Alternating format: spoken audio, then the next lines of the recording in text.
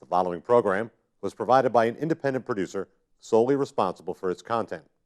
The opinions expressed do not necessarily represent the views of this station, its staff, board of directors, or underwriters.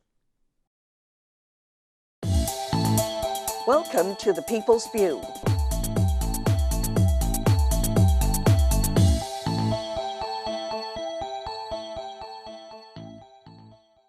The way you present your picture of the future, I think, is appreciated by a lot of people. You're looking at the big picture, and you know you can't do everything in the first year. Yes, exactly. So tell us a little bit more about your plan. Thank you for that. Yeah, so for the viewers, the comment you just made, you're referring to a house party that one of my supporters hosted for me about a week ago over in Ward 1. And at that house party, we had about 40 people were there that evening along with you. And I talked at that house party about the fact that you need a mayor who is looking above the tree line and down the horizon, and a mayor who understands that you have to have a long-term vision for what the city could and should look like. And a lot of my conversation that night, and we can talk about that here too, is a lot of that conversation that night was about what my vision would look like for Nashua, so that 10 years down the road, here's what our city could look like.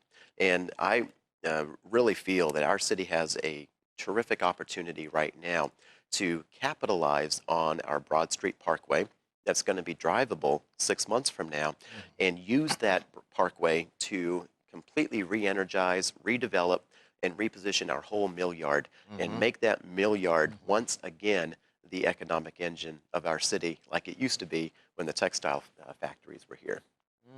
And when you look at my website address, even the website is movenashuaforward.com. It's not my name, you know, Chris Williams for mayor, because this platform, this vision that I'm really putting out there, it's not about me, it's about the city, and about positioning Nashua in a way that we are able to move it forward over the next 10 years in a powerful way. The Flatley development down on Exit 1, they're doing a great job of setting up a small city that is developed. All the buildings and the businesses within the buildings and the people and the apartments and the size of the apartments, are they 1 bedroom, 2 bedroom, is all designed to optimize the interaction between more of the higher end of salary range, the above mid-skilled. They're doing a great job, and I would certainly I'm going to stay out of their way and let them do that. If they want help, I'll be happy to help all I can. Developing downtown and the area behind between Main Street and Ledge Street and Pine Street, that with what some people might call the High Rock area, that's before my time. With the coming of the Broad Street Parkway, there will be greater access, and hopefully we can develop that. Now, I don't care where the factory is. Exit 5A, you'll notice there's a few companies there that are perfect, that they're large warehouse-looking buildings. Those are the type of space you need. In fact, one of them, I think it's called Highland Tool, was founded by a man who, again, gave me this idea 2 years ago. I was telling him, here's what I've learned about Nashua. And I've gone door to door, and I was down in Ward 6 and 7 and 4, and I'm learning more about our school system and the challenges that are before it, and I need to somehow bring in these jobs. And he said, here's the solution. Highly mechanized, computer automated assembly, so that you can make a product that's competitive. You have to be reaching out to people. I mean, we have to put in, you know, what I see that we're really missing is we have to have a tool in place, an asset management tool, to look at what we own and start tracking that and maintaining it. We also have to be able to take what we own and take what we possess and take what the city has to offer and be able to take that and offer it to people who have an interest in coming here with businesses. Ready when Absolutely. When they're here. And when you look at these entrepreneurs or businesses that want to come in, we should be going out of our way to make sure that we, you know, make it an easy process for them to come in and start their business and get things going and create jobs, you know, for our citizens. I mean, jobs are very important. I mean, if you look at Nashua as a whole, I mean, we have a large percentage of retail. Our industrial base is down to real low percentage, and it's mainly retail, which is not high-paying jobs. So, you know, the talk now with this mill yard technology park and We have a lot of, down at Exit 1, we have a lot going on down right there. That looks nice. Yeah, we got people living and working in the same area. Good investment. I went down and toured that. I supported that initiative when it came through, and it's nice to see. But you know, we really have to start focusing on economic development. Yeah, I think it's going to cut down the traffic. I think it will be good, and of course, the mill yard is a big area where we could look to have private investors, build businesses downtown, and so how would they get from the mill yard downtown? So maybe we could give a free transit from there to downtown to help the people, because it's parking issues. They could park in the garage and have that be free to go one point to the other, as opposed to having them paid. Have the transit system, help the people, get back and forth downtown. Because the mill yard, it would be a little bit of a walk, from to go there to downtown. But it's I think it's really important to have private enterprise. I'm all for an arts center, but it has to be privately funded. I just think that we have enough burden on the citizens and taxes. I think we need to look at other avenues or ways to be proactive and actually have an energetic economic development director, who has some foresight, has some vision. I think that's what the city needs. What about the Broad Street Parkway? Is that going to increase downtown? Is that going to help develop? Well, we don't know what effect it will really have. Of course, the rationale for the project sort of changed over time. It began as a traffic relief measure. Now people are talking about it as something that could result in more industry downtown. I think that's possible. As far as traffic goes, we really don't want to make any changes till we see what happens with the traffic after the Broad Street Parkway opens. I mean, there's theories as to what will happen, but that's it. Yeah. There's no actual experience. I mean, one thing that I think would be a mistake would be to allow any type of strip mall development on the Pine Street extension area at the end of the Broad Street Parkway. We need residents, we need industry or offices, we need new housing. We don't need more strip malls in the downtown. What else do you think that has areas that has potential in the Nashua area to develop? Well, we've got in terms of both the growth of jobs. We have the Flatley development in the south end. Right. Now that's something that's been really in the planning for decades. Right. The back part of that parcel behind the hotel has always been planned for industrial space or office space since the hotel was built. And so for decades, the city has been basically waiting and sort of planning for that. Now, in more recent years, that's become realistic, financially viable, and now we see about 600 units of apartments and a number of office technology type structures, and so there are a number of jobs there now, but there can be more. And one thing we need in the south end is an exit 36 south. The traffic in the south end is very congested around exit 1. The studies that have been done show that that traffic count is going to increase by 20% over the next few years as a result of everything that's going on. Now, one way to solve that or to mitigate the effects of this new traffic is to establish exit 36 south so that people coming south from New Hampshire on the Everett can get off right at 36 rather than having to go onto Spitbrook Road and then make their way to the mall. When I was mayor before, and when at first there was no even exit 36 north, there was nothing like that. So what happened was I worked with the Dukakis administration, with the DOT down there, with Sanders, which was then the predecessor to BAE, and they owned part of the land. And the reason we needed the Massachusetts and the Dukakis administration and Mass DOT is that exit 36 north goes through part of Massachusetts. And when 36 was built, there was no 36 north. So we worked with them, and they allowed us, the state, to use the land. BAE or Sanders allowed the state to use part of their land, and exit 36 was built. But it took a lot of working together with a number of different entities even to make that possible. So your experience was very good then working with Massachusetts. It was, yes. Well, what about growth in this city? What do you see for growth, and what would you do or to promote it or to analyze it or to whatever involvement you'd have with growth? Well, I believe this is a free market. So with growth, you know, people shouldn't get confused and think that there's something magical we could do and change it.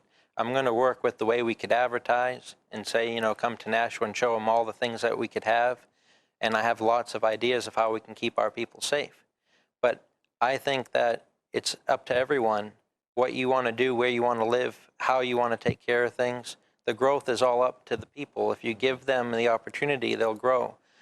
If, you know, I have an opportunity to buy a piece of property and take care of it, I will. What's coming up right now on Main Street, they're talking about Alex's Shoes that's going to be closing. Now, in the paper, I'm going to be having an article published. I really want to tell them with my heart, with all of my heart, how I feel about it. And the thing is, there's someone who bought that building. Right. You know, it's a corporation or a person.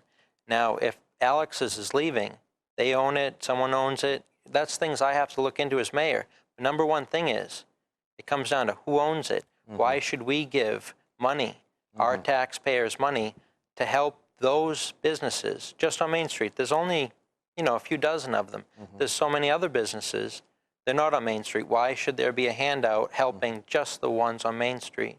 I don't believe in that. I believe talk and work with the landlords. I used to own multifamilies, and I know exactly how it works. It's up to the landlords to take care of their properties and give a good deal on the rent and know what to do and how to do it.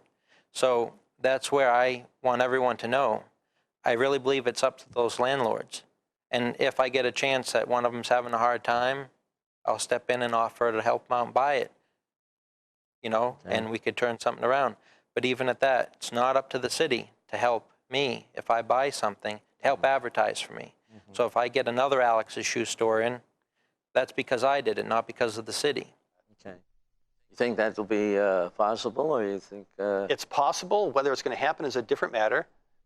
For instance, when I talk to the teachers going door to door, which I do quite a lot of, some of the best conversations I have are with teachers. And I've been invited into their living rooms, and they tell me things about working in Nashua and their life in the classroom, things that they wouldn't say in a public forum in many cases. But the discussion's always about life in the classroom. It's never about what some union boss's idea of an unaffordable salary contract that's going to get them laid off. It's never conversations about contracts. It's about life in the classroom. And so I need to get that message across and introduce myself to them as individuals like I do, because I went to grade 22. I mean, the three most impactful people in my life were my fourth grade teacher, Joan Ruhlman, my high school calculus teacher, Rich Andrea, and my doctoral advisor, Min Cheng Lee.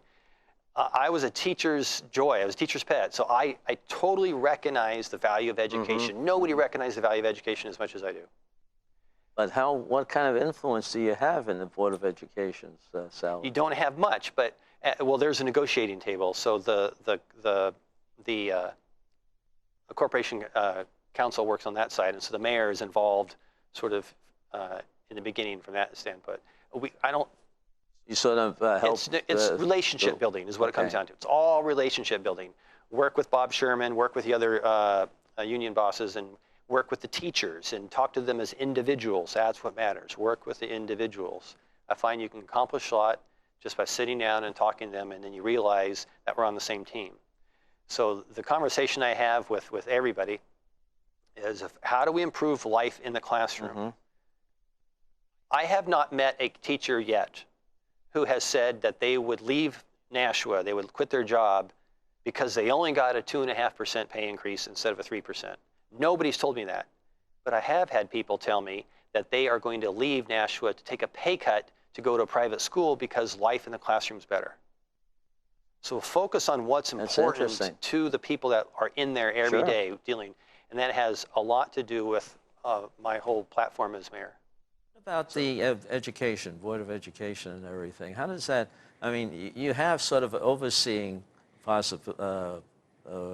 responsibilities, but they always seem to come in with a high budget, and you're still having problems getting them to, meet the guidelines, I guess you might say. Well, the schools are critical for Nashua. I mean, Right. there's no question about it. We need to be known as a community with good schools. If you look at what's happening in 2015, not 20 years ago or 30 years ago, jobs, technology jobs, and other more innovative jobs, they follow the population. They're looking for people who are educated, who are creative, and who are available to work. And those people tend to go to communities that have vital downtowns, which have good schools and have good transportation. So if we can make Nashua a community where our young people want to stay and other young families want to come, jobs will follow. That is the way the economy is evolving right now. Definitely. And in order to make this an attractive community for the type of people that we really need in Nashua, we've got to have good schools. So yes, we need to be reasonable in terms of school spending, but we also need to have quality. We need decent class sizes. We've got many things going for the Nashua schools, but we need to focus on schools to make sure that our schools are the best that they can be. Do you have any ideas of where we could push some pressure or changes? Well, of course, the mayor and the Board of Aldermen Right. deal with really the bottom line Right. of the budget for schools, and the school board, as you pointed out, handles the details of how the money gets spent and the administration, curriculum issues, and the like. But but if we look at the school system as a whole, we have some very strong assets at the high school level. We have really good AP courses where more kids than in any other place in the state take AP courses, and they do very well with them. AP is, of course, advanced placement. This is an advanced type of course taken by ambitious students.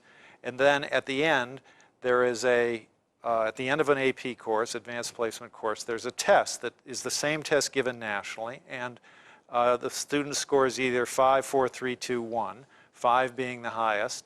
3 is a passing grade, so if you can get a 3 on an AP test, that's a big accomplishment, or 4 or 5 is even bigger. So what this does is it demonstrates proficiency in a subject, say physics or calculus, and secondly, many kids can get college credits if they've achieved a 3, 4, or 5 on an advanced placement course.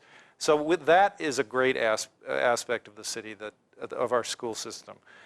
Number 2, we have at the high schools the CTE programs. These are focused on potential careers, and they range from mechanics or plumbing, but also robotics, marine robotics, computer networking, biotechnology. And the students that take these courses get a real insight into what the real world is like, and also sort of a leg up towards a career that they may want to pursue. So we have some great things going. But there certainly are problem areas. The middle schools are struggling a little bit. We need to make sure that the class sizes there are sufficient so that the kids can learn effectively. I think the school department needs to focus on the middle schools, and they know that. Education area. Do you have any feedback from the people you've talked to about the education situation? Most of them actually. I visited Ledge Street, and it was funny because there were 4 honor students who were going into the middle school next year. They took me around. It was the end of the year, the last week of school, so I knew they were taking things down. But they're explaining all the little items in the different hallways and classrooms. And the young girl, we go into the library, and she says, well, this is the library, It's like when you sell a house. This is the kitchen, this is the bedroom. It's kind of funny. So I said, a little boy walked into the library and said, could I have a bowl of soup? And the librarian said, this is a library.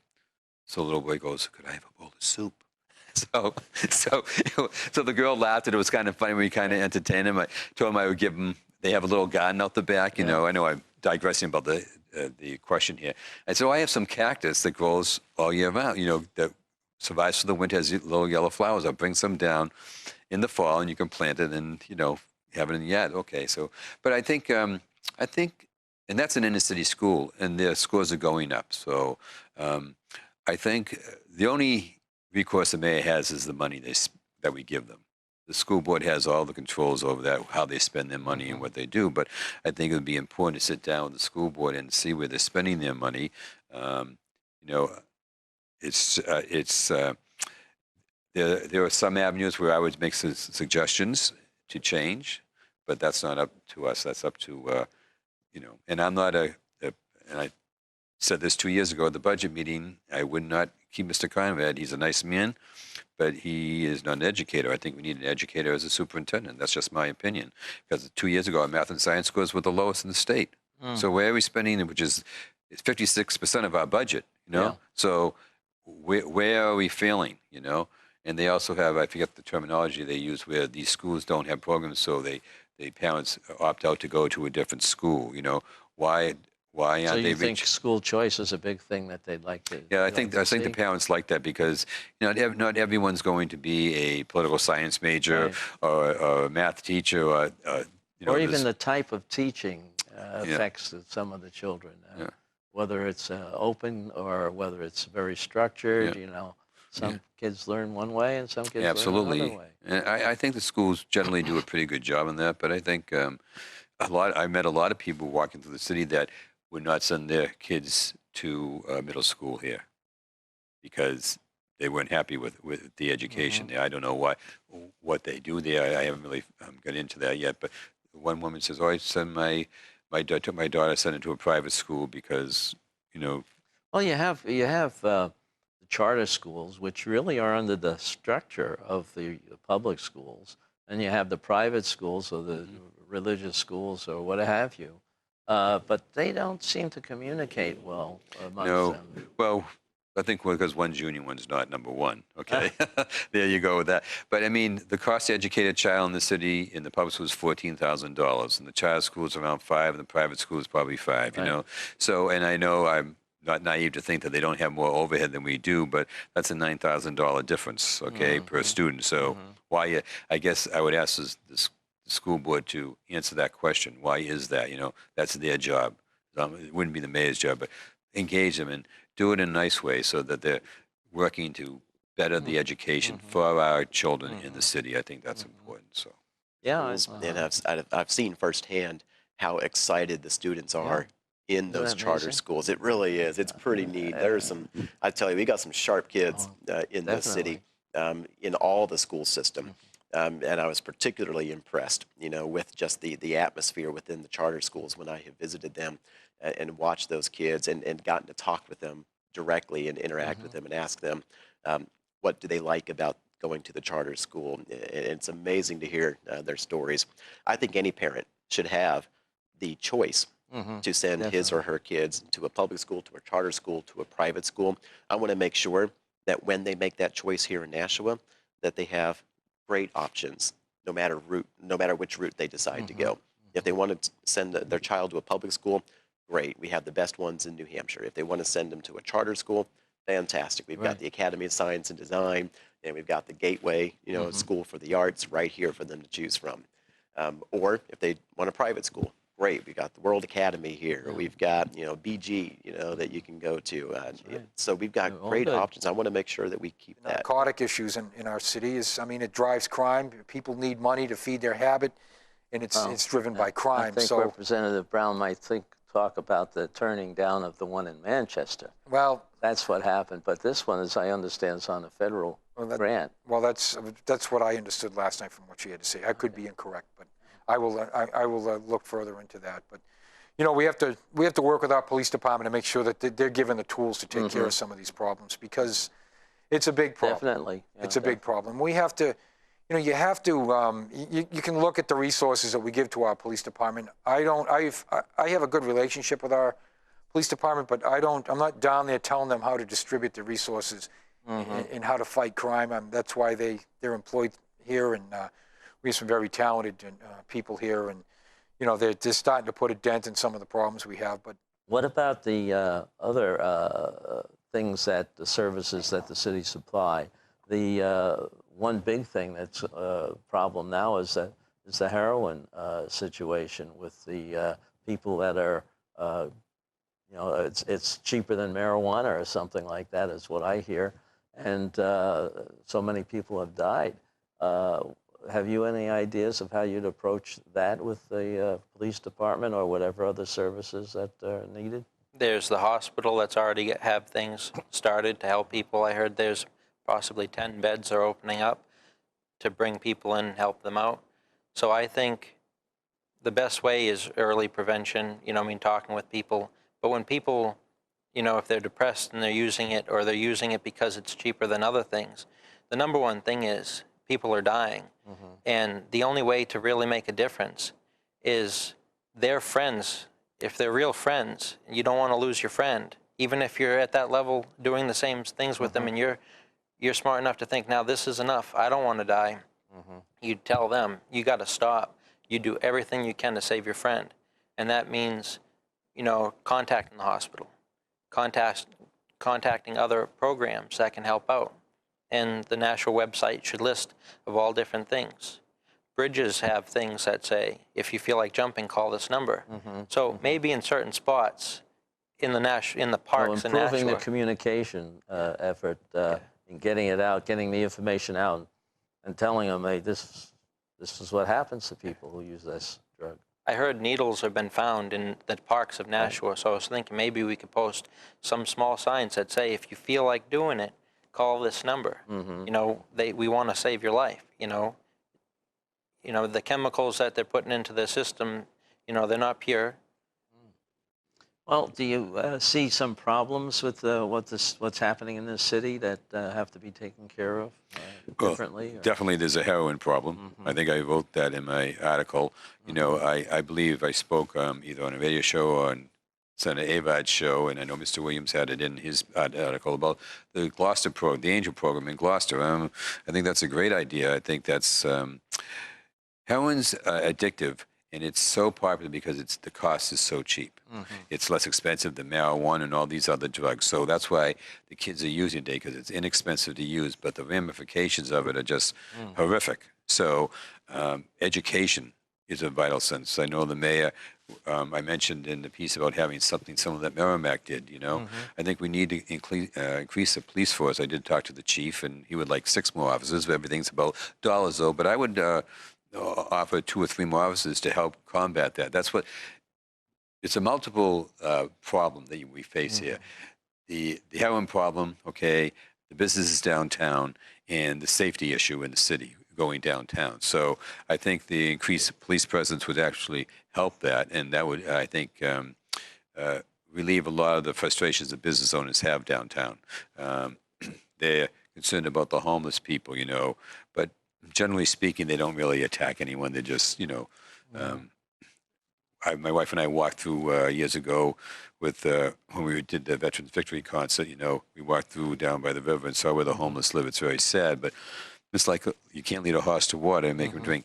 If they want, a lot of the people who are, a lot of the homeless are true veterans also, but you know, there's if they want help, they'll take it, but you have to get them to want the help, and that, I think, is the biggest issue with the homeless people. They don't want to go to the programs that are available to them, you know. So I think reaching out to them and trying to make them understand that it's not a problem that we want to help you, you know. They're all very proud people, you know, they are. So I think you have to keep that in consideration. So I think that's something that's important about downtown. I released a guest editorial about 2 weeks ago now, touching on the safety of our community. And I directly tie the safety of Nashua to the issue of drug abuse, specifically heroin abuse, opioid abuse here within Nashua. This is an epidemic that many of us are really starting to become acutely aware of just how bad it has gotten. And it's not just Nashua. It's everywhere, you know, across New England and the rest of the country. So we're not alone in this, but at the same time, I feel like we're a small enough city that we could be doing something about this issue. We're not going to be able to 100% eradicate it. I'm not naive enough, you know, to think that any mayor can waltz in to the office and within a year or two completely wipe out drug abuse. But I do think because of our small size, we can use that to our advantage here in Nashua to make a really serious dent in the issue of heroin and drug abuse. And I've got some ideas that I've been looking at in other communities that I think we could take a look at here in Nashua in terms of modifying those ideas and then putting them into place here within our city. You know, I've known our police chief, Andy Lavoie, for quite a while now. He actually went through a leadership program at the Chamber of Commerce several years ago. So I got to know him back when I was the president of the chamber and before he was the police chief. So we have a really good rapport with each other. I have 100% trust, confidence, and respect in him, for him. And I know I'm going to be able to work very, very well with him to start tackling this issue. He and I have already been talking with each other about some of the ideas I have. What I love about Andy is that he's able to sit down with me and very candidly say, here's part of that idea that can work. Here's a part of that idea that may not work. And then share with me, here's why that can't work. And then we're able to take that knowledge and work together and try and find some solutions to really tackle this issue. Nonprofit organizations Yes, in the city too. That do And we support them because, and I'm a strong supporter of the nonprofits and the services that they offer, because quite frankly, I don't think the city should be in that business. I supported using $100,000 of tax money. I brought a resolution in to help the National Soup Kitchen with their building construction, because that triggered $250,000 that from an unknown donor. Oh, really? So we brought in the 100 grand and put them over the top, and somebody else, an unknown donor, dropped $250,000 on the table. And I'm looking at, if you look at that, at the soup kitchen, the people that work there and the services that they provide to the community, should the city of Nashville be in that business? In my opinion, no, they shouldn't be. Should we be helping them so that they can be successful? I believe we should. And, you know, if we were in that business, we'd have a division director, we'd have assistant directors, we'd have clerical, and we'd need vehicles, and it would just spiral into something that it doesn't have to be. And when you look at the organization over there and the dedicated people that work there and service the clientele that they have, it's great. Is there a group of the nonprofits that would address some of these drug problems? Well, some of them do. Some of them do already, but it's just the the community council and the Harbor Homes, and a lot of them do. The problem now, and what I see with the drug issues is we don't have enough beds to service the people that have these problems. Because you take somebody, if somebody's arrested, that's the time when you get them and they're on a low point. That's when you try to get them into rehab, because now that they're at the bottom of the barrel. That's when they're most vulnerable, they're most susceptible and receptive rather to being helped. But where do we send them? We have these drug courts. If you see Manchester, we have one, and we had our first case a couple months ago where a woman went through it, and was the first client to go through it and seek the help. So, I think it's really important if you can get people, get them the help they need. I mean, narcotics it's a big problem throughout the country, and it's unfortunate, and it knows no boundaries. I mean, every bit of our demographics is involved with it. So it's really sad. It's a sad state of affairs, and we have to get a handle on it. It's going to cost a lot of money too. That's why I was wondering whether the nonprofits might be able to help out, at least in helping these people and monitoring them, if nothing else. Well, you try. I mean, you look at some of the what community council offers, and you look at the clientele that they work with. I mean, there's just there's a lot of people with a lot of problems, and normally there isn't enough services or money to provide all of what a lot of these people need. And I think every life is worth saving. I mean, people have problems. People fall on hard times. We should be making sure that people are serviced, and if they need help, we should provide them with some help. There's a lot of nonprofit organizations in the city. I was amazed at the number, and they seem to get together. How would you use them to pursue some of this improvement with the people and letting them know what's available to them? Well, I think there's a number of different ways to do that. First, go meet with them.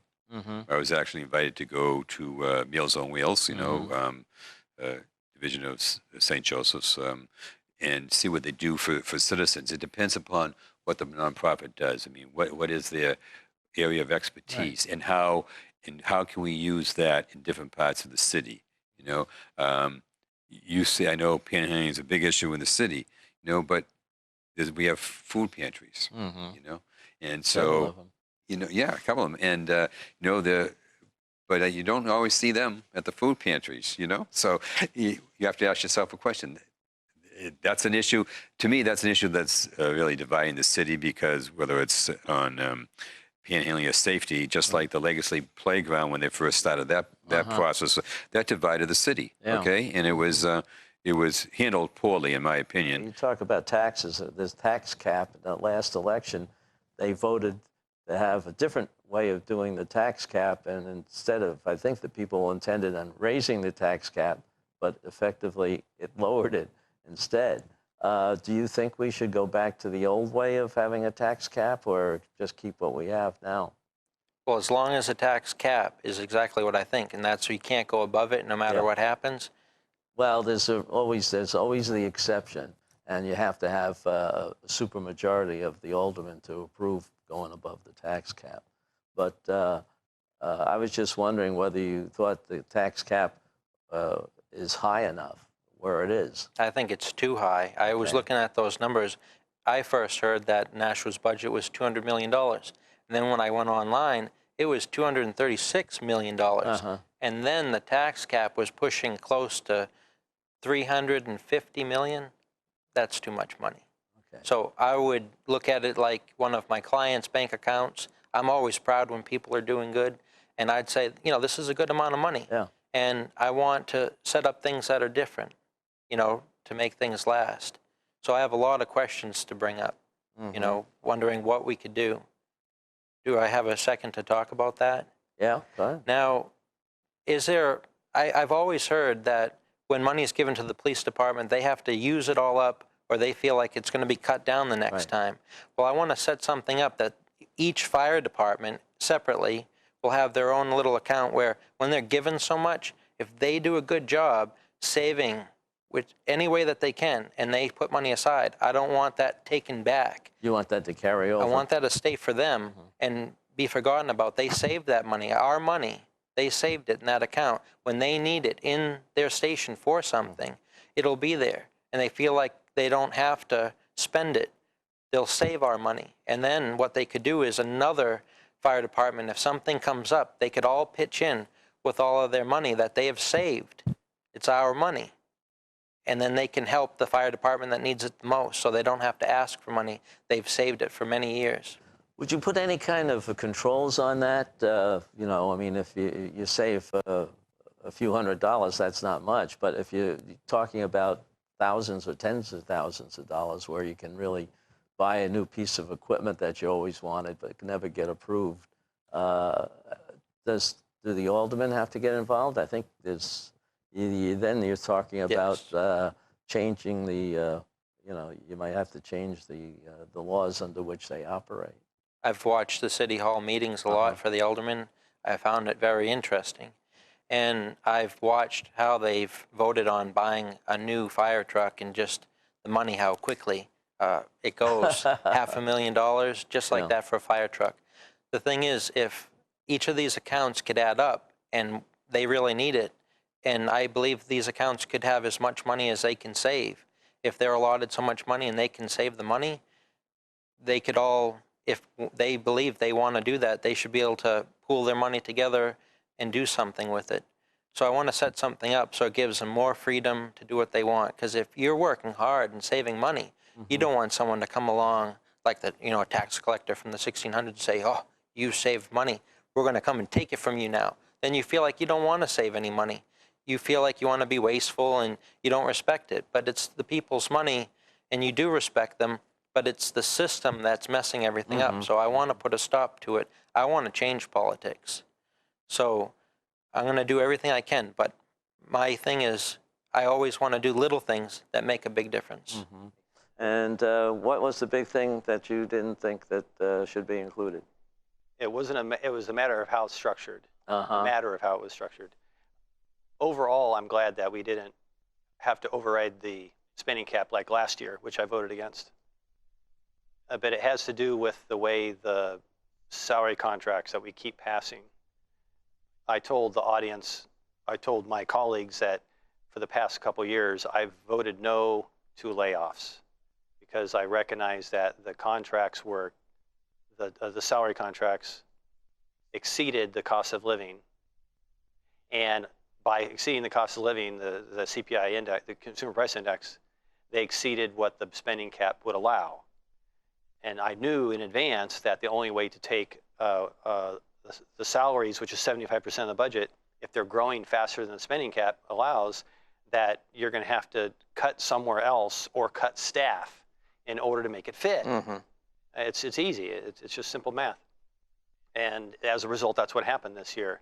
So with the teacher's contract, the school department, I think they, forget exactly, but it was about 10 teachers that either were let go or moved to part-time, or for the most part, it was the paraprofessionals that took the brunt of it. Mm-hmm. And similarly with the police, they were able to fit it in by moving around overtime and things. But we can't continue to do that. We can't continue to pass the salary contracts that exceed cost of living, exceed what you and I and everybody in the city and in the country is getting, because it just doesn't fit. Mm-hmm. Especially for the people who are retired. Exactly. The cost of living adjustment for Social Security was 1.7% a couple years ago. Yeah. I also pointed out that last year's inflation rate was 0.8%. It was only 0.8%. So what we really need to do is look at salary growth that costs the city on the order of 0.8 to 1%. And instead, I pointed out to one of my colleagues after the meeting, since I've been on the board, certainly in the last 2 years, not one single salary contract that's come across my desk has cost less than inflation. Not one single one of them. You can't just keep that up. You can't keep that up. And so the salary difficulties are self-created. It's just a problem that doesn't have to exist. We need a vital downtown. One thing that's lacking in downtown is enough downtown residents. We have areas of the downtown where very few people live. We need market rate housing downtown so that young people who would like to live downtown and older people, so-called empty nesters who would like to live down in the central city on Main Street, they can do that. Our campaign headquarters is at 95 West Pearl, which is just west of Main Street on Pearl, and it's really fun being downtown, being there at night. Even though I live close to downtown, I'm not walking around on Pearl Street that often at 9 or 10 o'clock at night, but now that we have the headquarters, I am, and it's just a lot of fun, and I think people would like to live there. So you're attracting a lot of people down there. We definitely are, but as a long-term venture, of course, we need to have downtown residents and more of them. If you think about downtown, and you think about what is the most healthy area of downtown, it is really, I think, Railroad Square, where you have a group of businesses in Railroad Square who are all doing well, and then if you go down on Main Street to the National River Bridge and a little bit south, all those businesses are doing pretty well. And one big reason for that is that there are residents in that area. There's the North End, close. There's Clock Tower Place, which is 350 units. There's now Cotton Mill Square. There's a little condo. The Jackson Fall condos are there. And those people help to subsidize or patronize the businesses that exist in Railroad Square. So we really just need to move further south and develop market rate housing elsewhere. The budget this year did seem to go quite smooth, and there was only one little glitch in the end result, and you got a budget. Yeah, we struggled. The mayor brought in an operating budget, which was about $110,000 under our spending cap limitations, and the one change that was made was a first-year officer for the police department, which to the tune of about $55,000. But with what's been happening up in Concord and the push down of what used to be paid for at the state level is now finding its way down to us. I mean, we had $1.9 million this year in pensions alone that basically suffocated anything else we could do as a city. And we're we're starting to struggle. Then we learned that the county budget's up to 8%, and the mayor's asked them to try to dip into the reserves to help with some of that, because that's all going to fall down on our tax rate too. You don't even have to go out to Notre Dame to see really good examples of how other cities are doing this. Just go 18 miles north to Manchester, or go 20 miles south to Lowell. Those two cities, to the south and to the north of us, have done tremendous work in re-energizing their mill buildings over the past 20 years and re-energizing their downtowns. Manchester's got the Verizon Arena, the Fisher Cats Ballpark. All of its mill buildings are 100% occupied.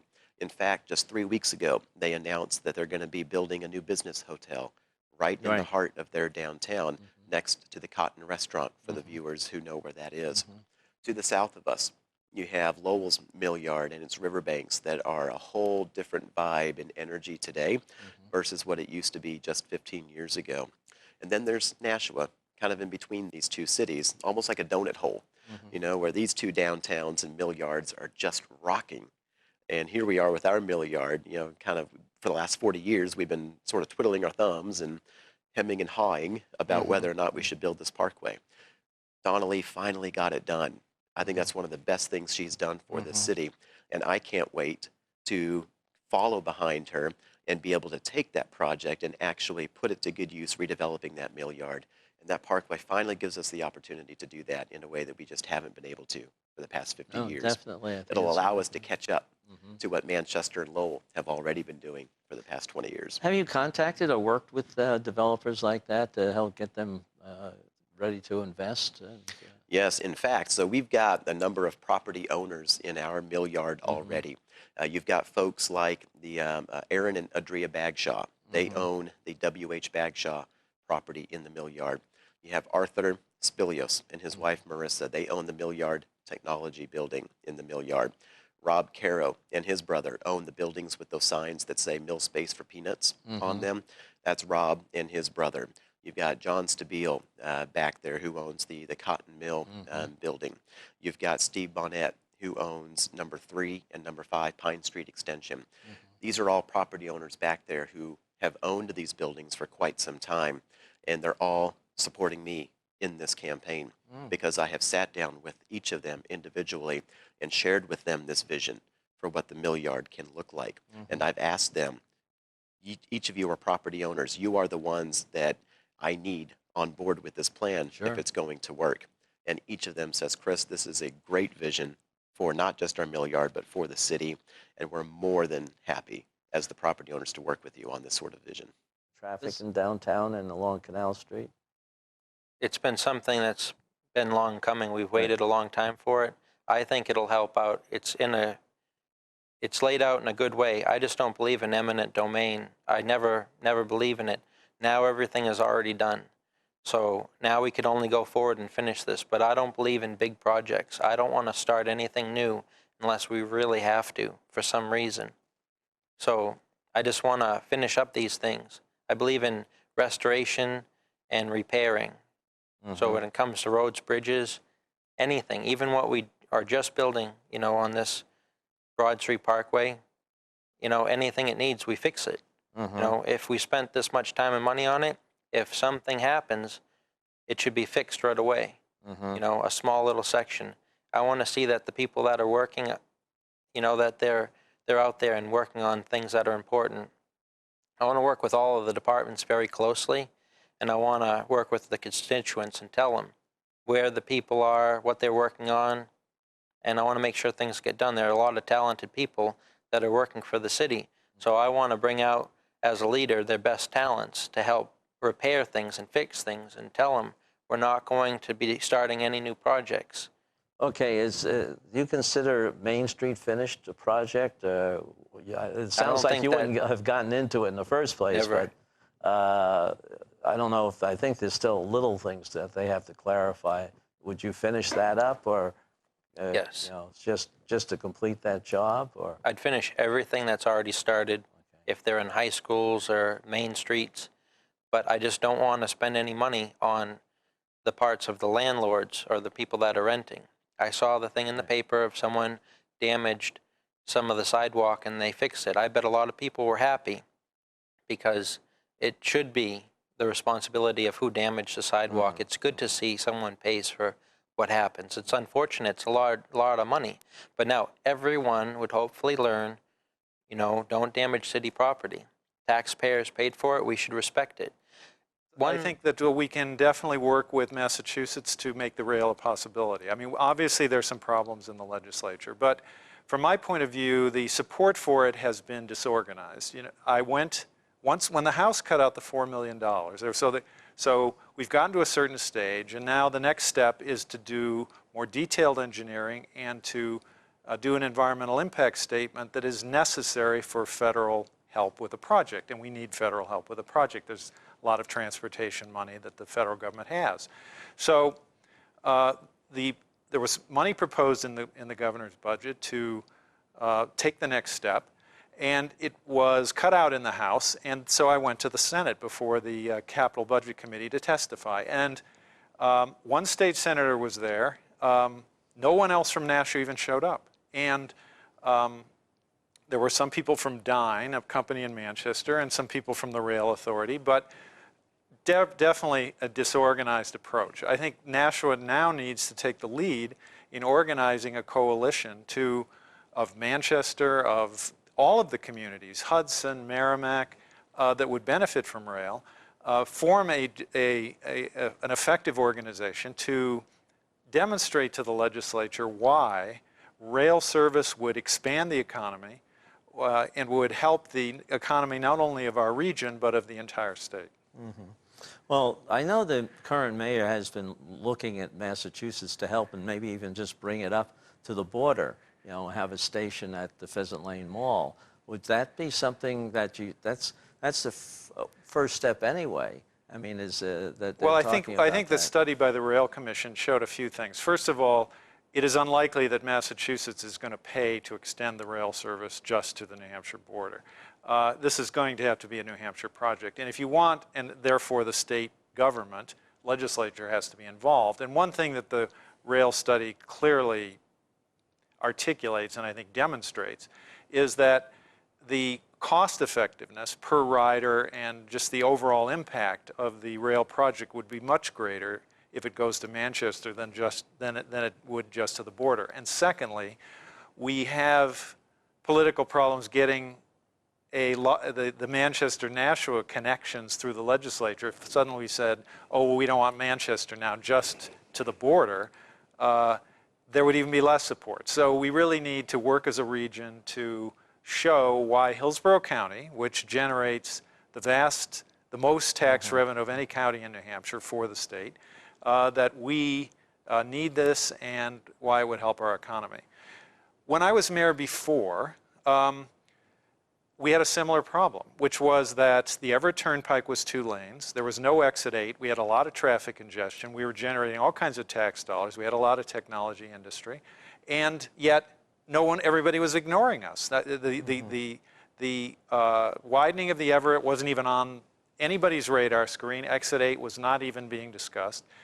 And through working with our legislative delegation and in articulating I think, convincing case as to why Nashua deserved help with this, we were able to convince the legislature and the governor who was then John Sununu, to put these Nashua projects on the then 10-year highway plan. And within a reasonable period of time, we saw those projects completed. And I think if Nashua had not taken the lead in articulating, and me personally, really, and with our delegation, of course, but if we had not taken the lead in advocating as to why this was important, who knows if those projects ever would have been done. Well, I agree. You have to get more support. As you probably know, I'm on the Highway Committee, and we couldn't even get Phase 1 have recognition. The majority of the state just doesn't think there's enough to support all the expenses that are going to be incurred.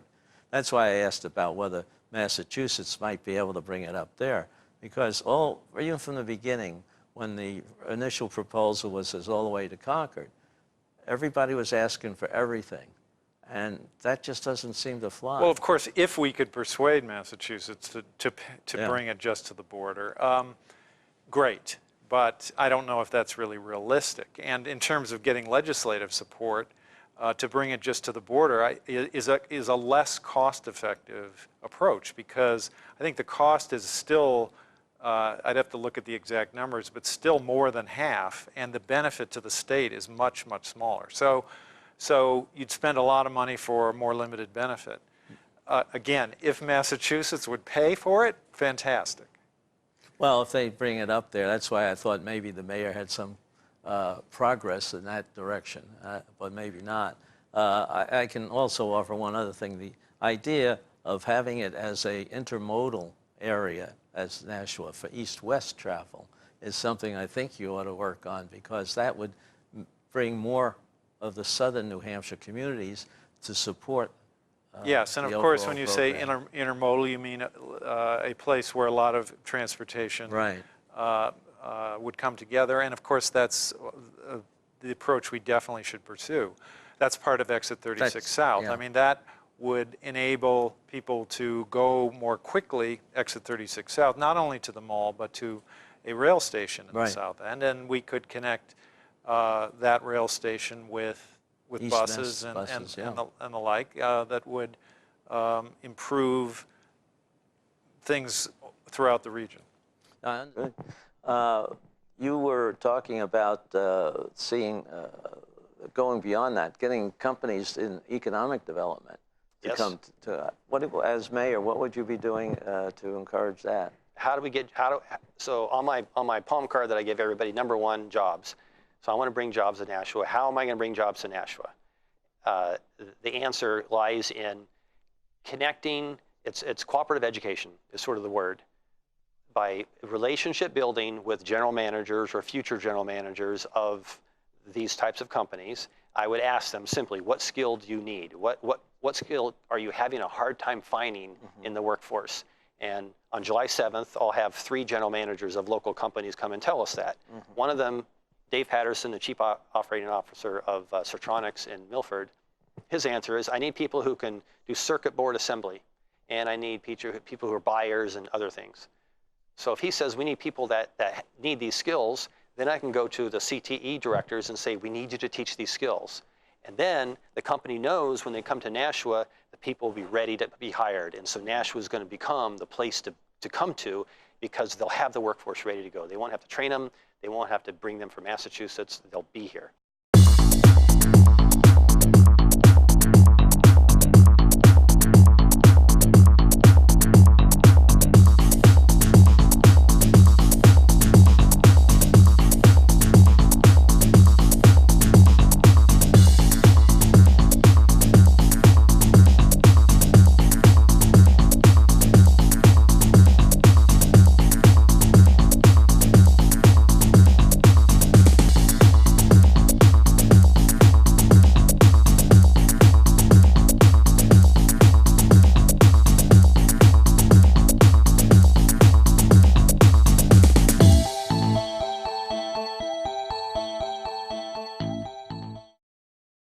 The preceding program was provided by an independent producer solely responsible for its content.